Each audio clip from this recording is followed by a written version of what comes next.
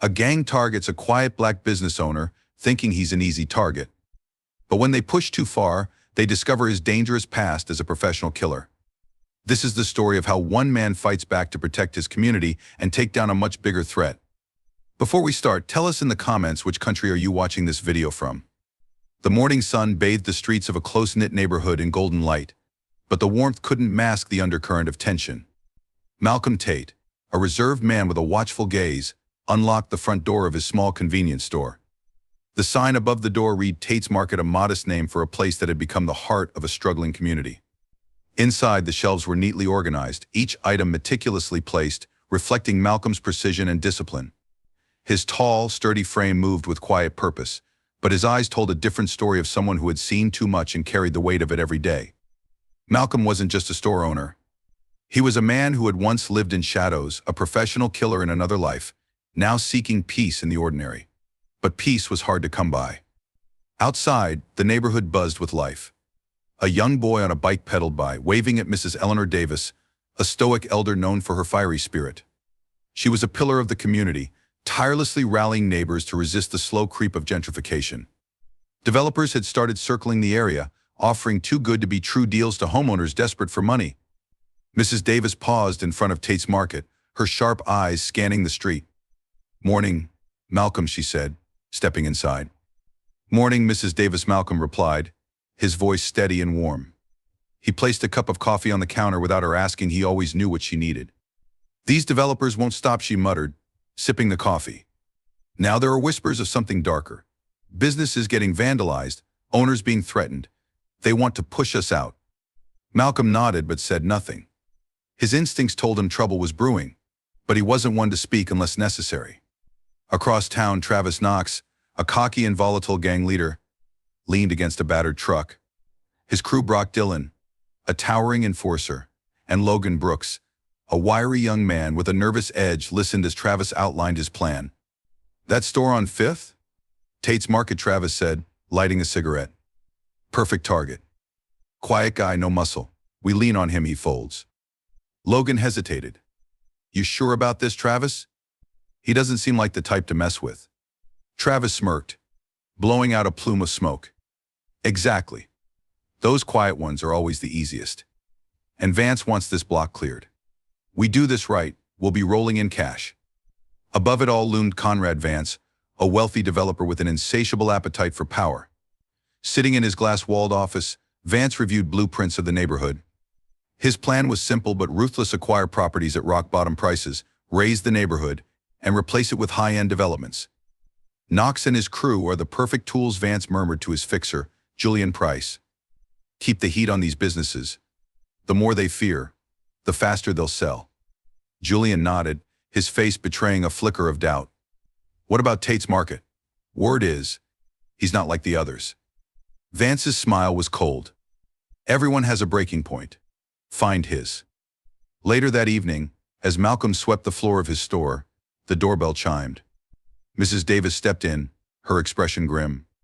"Malcolm, you need to be careful," she said, lowering her voice. "Knox's gang has been sniffing around. They've already hit Mr. Alford's shop 2 blocks over. Smashed his windows, spray-painted threats." Malcolm's jaw tightened, but his voice remained calm. "I can handle myself." Mrs. Davis frowned. "I know you're strong, but this isn't just about you. The whole neighborhood's depending on people like you to stand firm." Malcolm nodded, his gaze distant. He appreciated Mrs. Davis's concern, but he had no intention of letting anyone dictate how he ran his life or his store. As Mrs. Davis left, Malcolm's eyes flicked to the corner of the store, where a small safe was hidden behind a stack of crates. Inside was a glimpse of his past: a compact pistol, a military knife, and documents from a life he thought he'd left behind. He closed his eyes for a moment, steadying himself. Trouble was coming, but Malcolm Tate had faced far worse. The late afternoon sun bathed Tate's Market in a warm glow, but Malcolm Tate's sharp instincts told him something wasn't right. As he stocked shelves with quiet precision, the bell above the door chimed. Malcolm looked up to see 3 men walk in, Travis Knox leading the way, his swagger unmistakable. Behind him were Brock Dillon, a mountain of muscle with a smirk that reeked of overconfidence, and Logan Brooks, who lingered near the door, his gaze darting around the store. Malcolm's eyes narrowed slightly as he assessed them. He placed the last can on the shelf, wiped his hands on a cloth, and stepped calmly to the counter. "Afternoon," Malcolm greeted, his tone neutral but firm. Travis leaned on the counter, flashing a crooked smile. "Nice place you got here," he drawled, tapping a pack of gum for emphasis. "Quiet. Comfortable." Malcolm met his gaze, unflinching. "Appreciate the compliment. Can I help you with something?" Travis chuckled, his fingers drumming against the counter. "Oh, I think we can help each other. You see, running a business around here? It's tricky. A lot of things can go wrong. Theft, vandalism, accidents." Brock wandered down an aisle, picking up a box of cereal and tossing it between his hands. "Real shame if something happened to a place like this," he said, loud enough for Malcolm to hear. Malcolm didn't move. His voice was calm, but there was steel beneath it. "Appreciate your concern, but I've got it handled." Travis's smile faltered briefly before he masked it with a laugh. "Man's got guts," he said, glancing at Brock. "But guts don't pay the bills, old-timer. What I'm saying is, we're offering protection. A small fee to make sure things stay peaceful."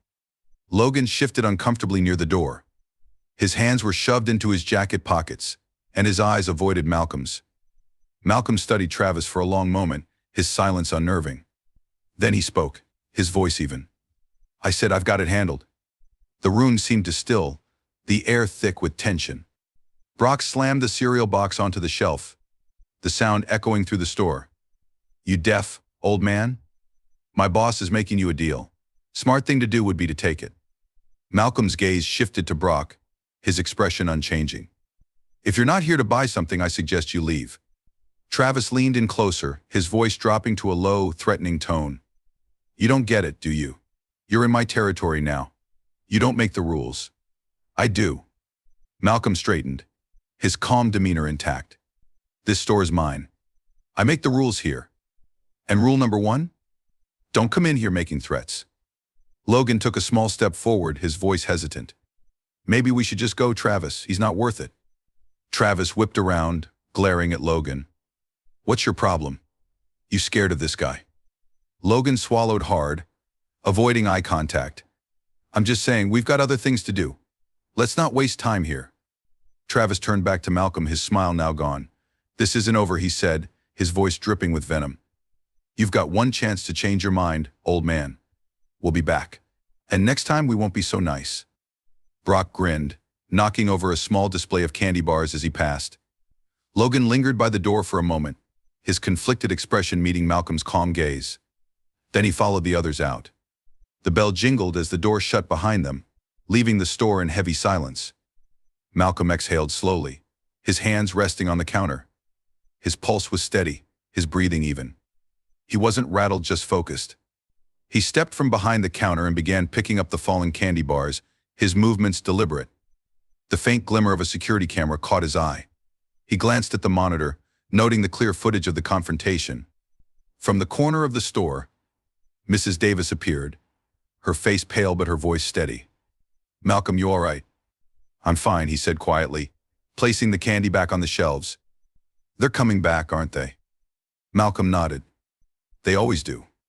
As Mrs. Davis left the store, Malcolm locked the door behind her and turned off the open sign. He moved to the back room, where the safe sat hidden beneath a stack of boxes. Inside, the weight of his past rested in cold metal and faded documents. He stared at the contents for a long moment before closing the safe. His resolve was clear. If Travis Knox and his crew wanted a fight, they'd pick the wrong man to push. The gang might think they'd rattled an easy mark, but Malcolm Tate wasn't one to back down.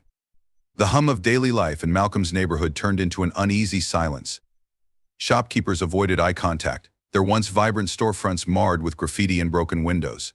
What began as whispers of unease now echoed as screams of alarm. Julian Price, a slick operator with a taste for exploitation, prowled the neighborhood with a sharp smile and a clipboard. He wasn't just surveying properties, he was dismantling lives, one forced sale at a time. The for sale signs began popping up like weeds, their presence a painful reminder of the gang's intimidation tactics. Families packed up and left in the dead of night, too afraid to stay. Those who resisted found their shops vandalized, their windows shattered, their walls tagged with ominous warnings.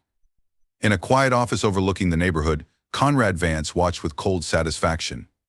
His empire was built on fear, and Travis Knox's gang was his hammer. Vance leaned back in his chair, scrolling through reports that detailed Julian's progress. "They'll break," Vance said to Julian during their last meeting, his voice like a blade against stone. "Fear always wins.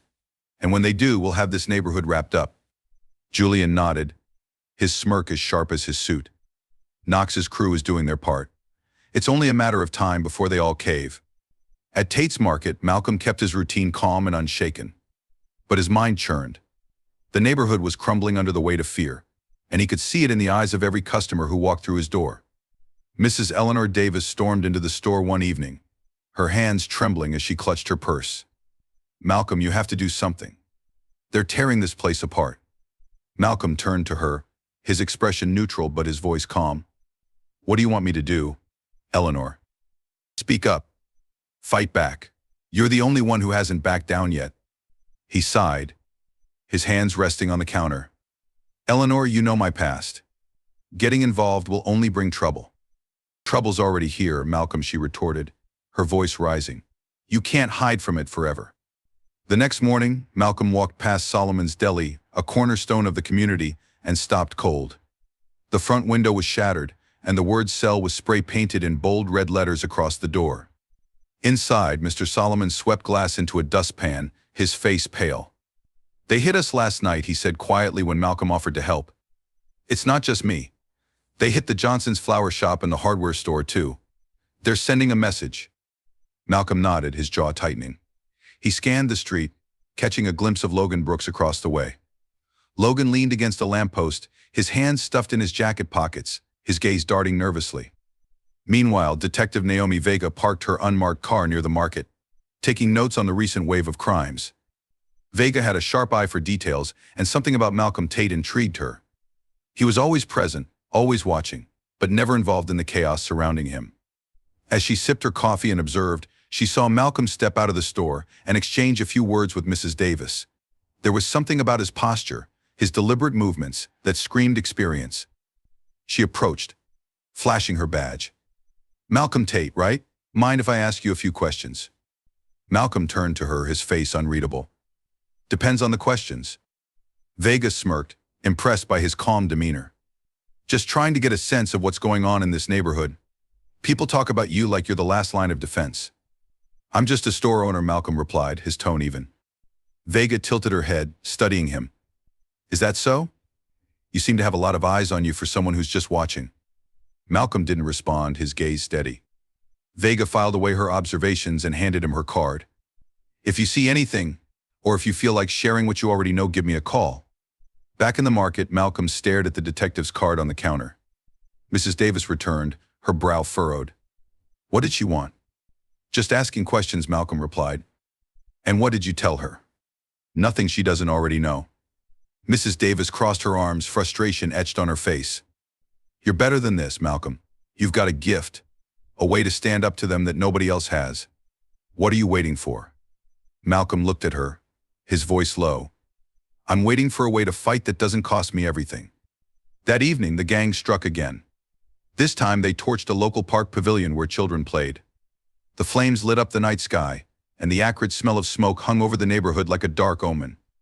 As Malcolm watched from the shadows, his fists clenched. The fear in his neighbor's eyes was undeniable, but so was their quiet resolve. The gang thought they could burn the community's spirit to ash, but Malcolm saw the spark of resistance in Mrs. Davis and the others. The question wasn't whether the community would fight back. It was whether Malcolm would finally step out of the shadows and join them. It was late, and the streets were quiet, cloaked in the kind of darkness that concealed intentions. Inside Malcolm's store, the soft hum of the refrigerator and the faint buzz of the overhead lights filled the silence as he organized the shelves. His instincts kicked in before he saw anything a subtle shift in the atmosphere, a sound too faint for most to notice. Malcolm glanced at the security monitor and saw the gang's familiar pickup truck roll to a stop outside. Travis Knox climbed out first, his confident swagger more pronounced. Behind him, Todd Tank Miller cracked his knuckles, and Logan Brooks hesitated, glancing nervously around before following. Malcolm didn't flinch as the bell above the door jingled. Knox entered, his grin as sharp as the knife he pulled from his pocket. "We gave you a chance, old man. Looks like you made the wrong choice."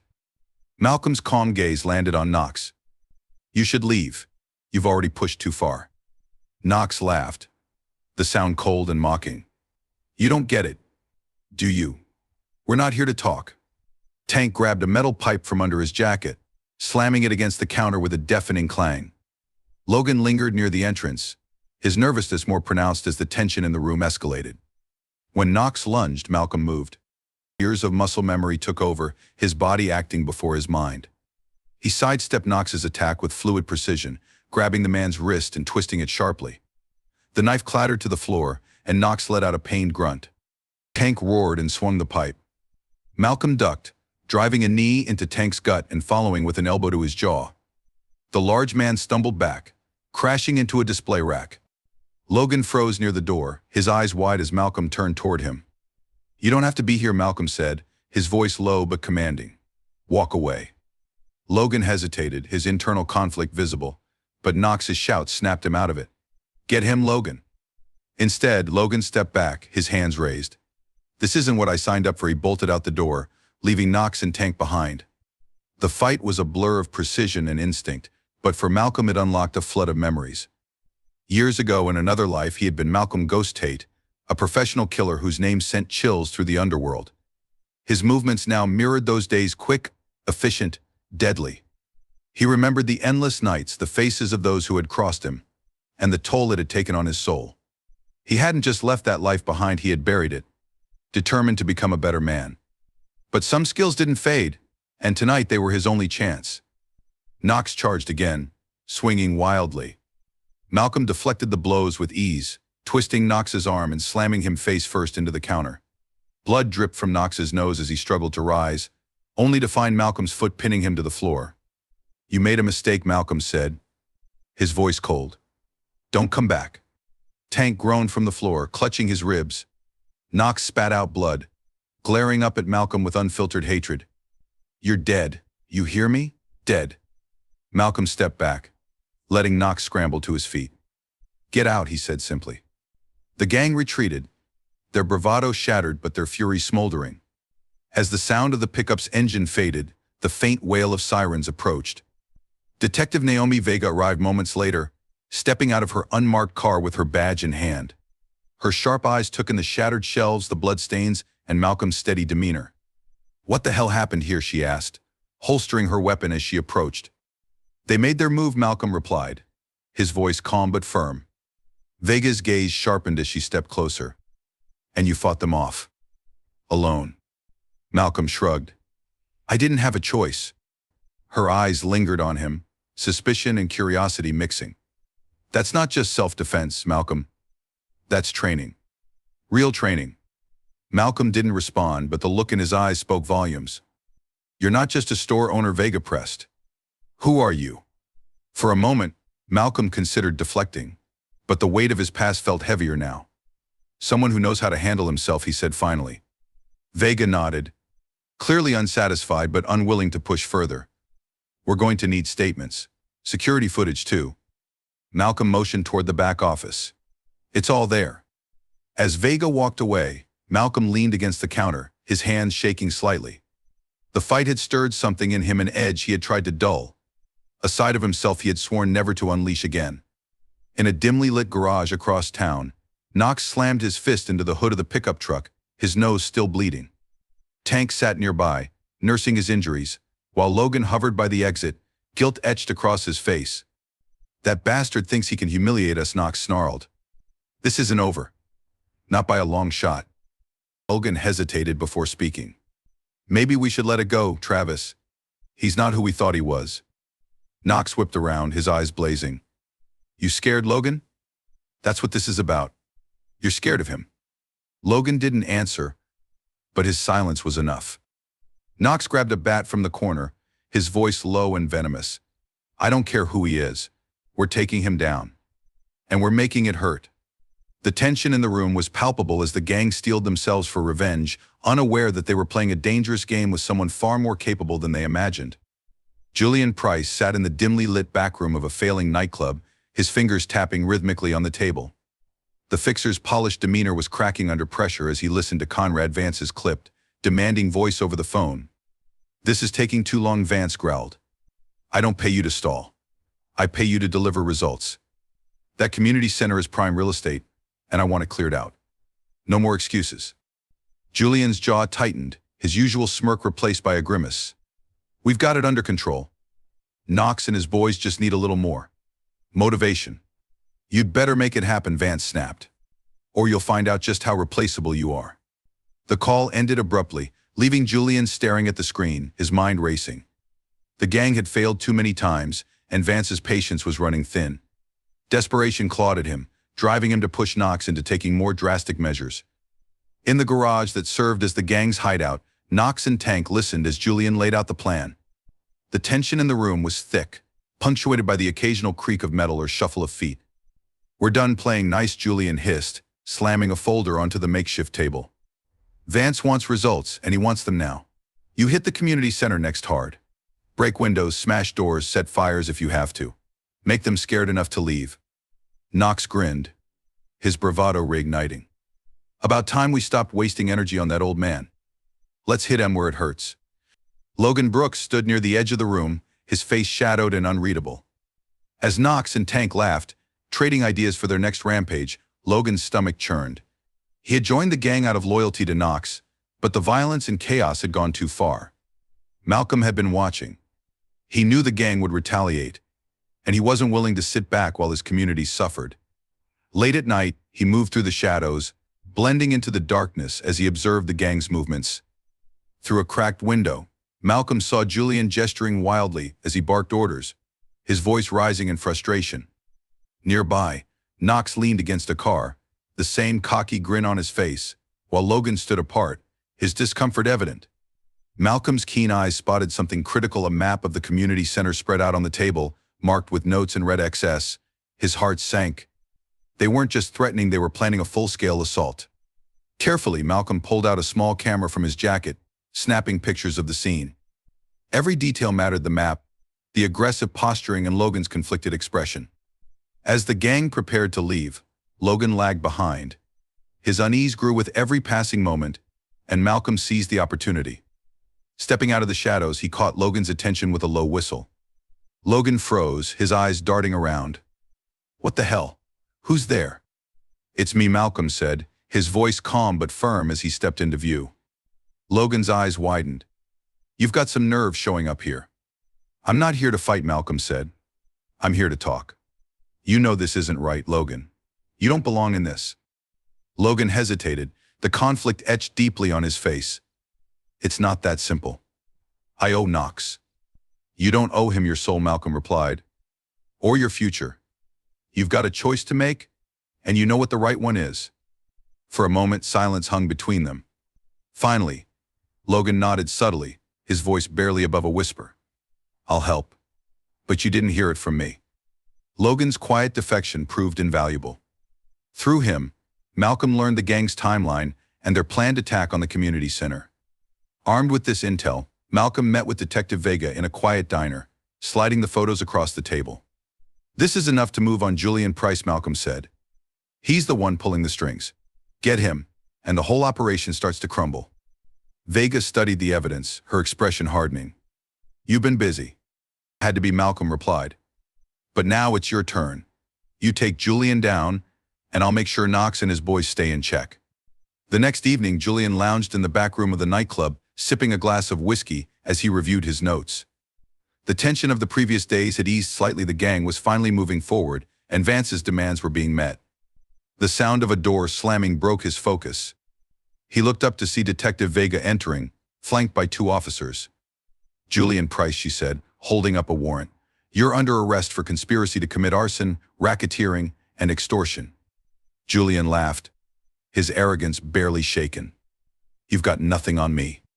Vega smirked, dropping the photos on the table. "We'll see if the jury agrees with you. And by the way, your friends didn't clean up after themselves. You've got a lot to answer for." As the officers cuffed him, Julian's bravado began to crumble. "You think you've won? You have no idea who you're dealing with." "We'll figure it out," Vega said coolly.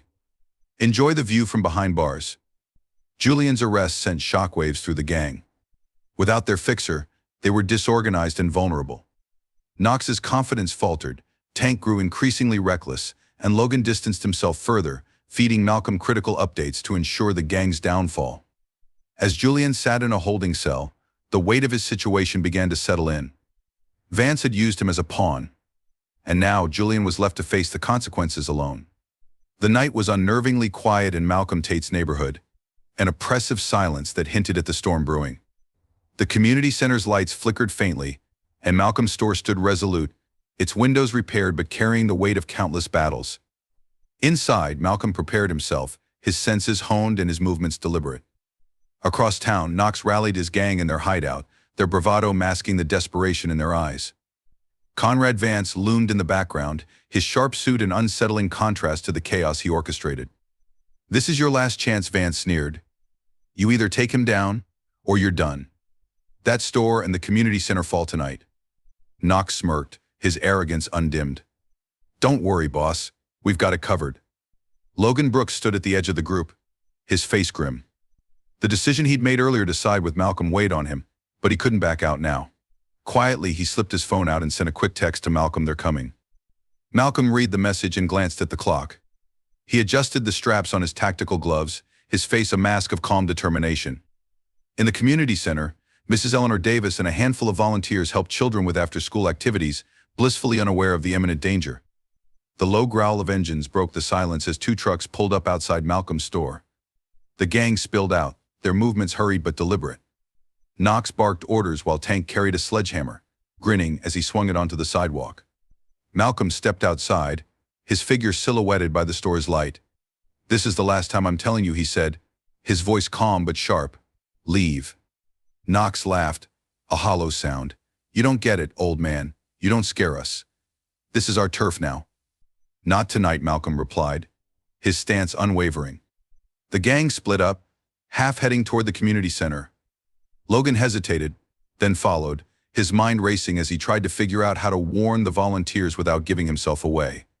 Inside the center, Mrs. Davis noticed the commotion and moved toward the windows. Her eyes widened as she saw the figures approaching. "Everyone, stay back," she called out, her voice steady despite the panic rising in her chest. Logan slipped in through the side entrance, his face pale. "They're coming for the center. You need to get everyone out now." Mrs. Davis hesitated for only a moment before nodding. "You heard him.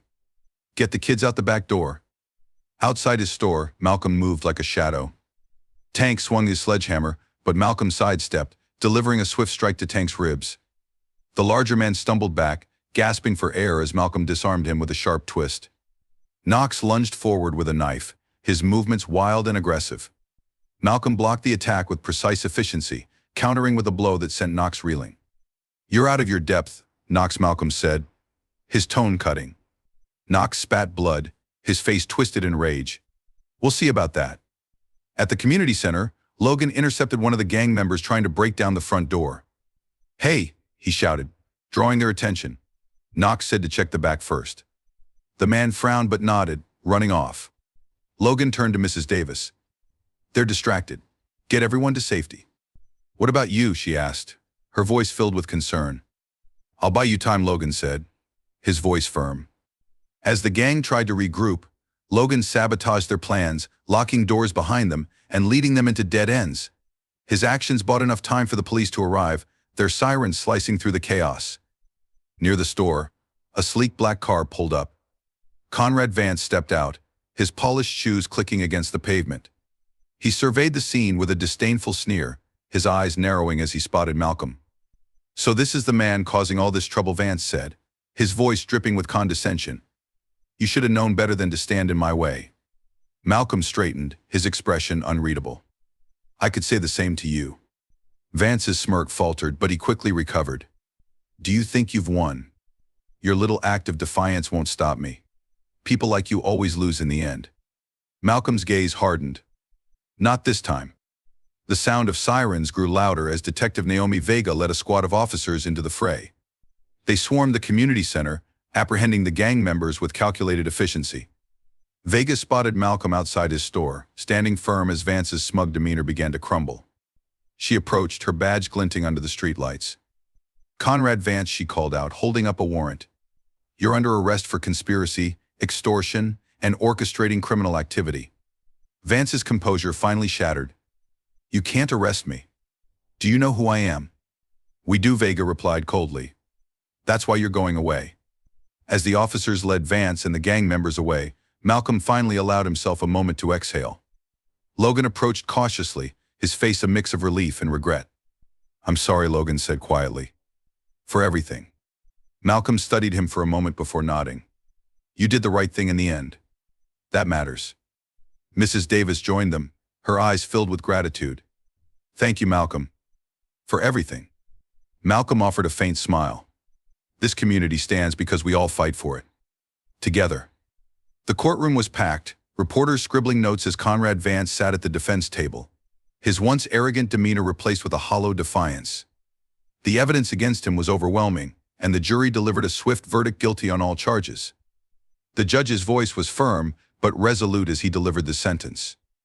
"Conrad Vance, your calculated exploitation and criminal actions have destroyed lives and fractured communities. This court sentences you to 20 years in prison without parole." Vance's face was pale as he was led away in handcuffs, the weight of his actions finally catching up with him. The crowd murmured, some expressing relief, others anger. For the community, it was a hard-earned victory. Julian Price and the gang faced similar fates. Each received lengthy sentences for their roles in the violence and intimidation that had plagued the neighborhood. But Logan Brooks, whose cooperation had been instrumental in exposing the larger scheme, was granted leniency. Logan stood before the judge, his hands clasped nervously. "Mr. Brooks," the judge said, his tone measured, "while your initial involvement in these crimes cannot be overlooked, your willingness to assist law enforcement and protect innocent lives has been noted." Logan's sentence was reduced, allowing him the possibility of parole within 5 years. As he was escorted out of the courtroom, he glanced at Malcolm, whose quiet nod conveyed understanding and forgiveness. Days later, Malcolm Tate stood outside his store, now fully repaired. The once shattered windows gleamed under the morning sun, and the shelves inside were neatly restocked. The community had rallied around him, offering their support in rebuilding what had been damaged. Malcolm gazed at the busy street, children playing and neighbors chatting as life returned to normal. His mind drifted back to his past, the shadowed years when his skills were used to take lives. He felt no pride in his lethal expertise, but for the first time in years he felt a sense of peace. His talents had saved lives and preserved something worth protecting. He wasn't just a killer anymore, he was a protector, a cornerstone for his community. At the heart of the neighborhood, the community center buzzed with activity. Mrs. Eleanor Davis had wasted no time in organizing new programs, from youth mentoring to small business workshops. The vandalized walls were repainted, vibrant murals celebrating unity and resilience. Malcolm stepped inside the center one afternoon, nodding to Mrs. Davis. She beamed at him. "We couldn't have done this without you, Malcolm," she said. "I didn't do it alone," Malcolm replied, his tone humble. "This place stands because of people like you." Mrs. Davis patted his shoulder. "Maybe. But you reminded us that we're stronger together. Don't think we'll let you slip back into the shadows." As the weeks turned to months, the neighborhood continued to thrive. New businesses opened, filling the once empty storefronts, and a sense of hope replaced the fear that had lingered for so long. Detective Naomi Vega stopped by the store one evening, leaning against the counter as Malcolm restocked shelves. "I hear the community center is hosting a block party this weekend," she said. Malcolm raised an eyebrow. "Let me guess you think I should go." "I think you'll regret it if you don't," Vega replied, a rare smile playing on her lips. "You've earned the right to be part of this, Malcolm." "You don't have to do everything alone," Malcolm nodded slowly. "Maybe you're right." The block party was a resounding success. Families gathered, children played games, and neighbors shared food and stories. A band played lively tunes, filling the air with joy and laughter. Malcolm stood at the edge of the crowd, quietly observing. Mrs. Davis caught sight of him and waved him over. He hesitated before stepping forward, finding himself surrounded by smiles and gratitude. Logan, now volunteering at the center as part of his rehabilitation, approached Malcolm. "I'm trying to do better," Logan said, his voice earnest. "I just wanted to thank you for not giving up on this place." Malcolm's gaze softened. It's never too late to do the right thing. As the sun set over the neighborhood, casting a warm golden light, Malcolm felt a quiet contentment. The scars of the past would never fully fade, but they had become a testament to the community's strength and unity. This was his home, and he was proud to be part of its story, not as a shadowy figure, but as someone who stood for what was right. What would you do if you found yourself in Malcolm's position standing up against injustice while protecting your community? Let us know in the comments below.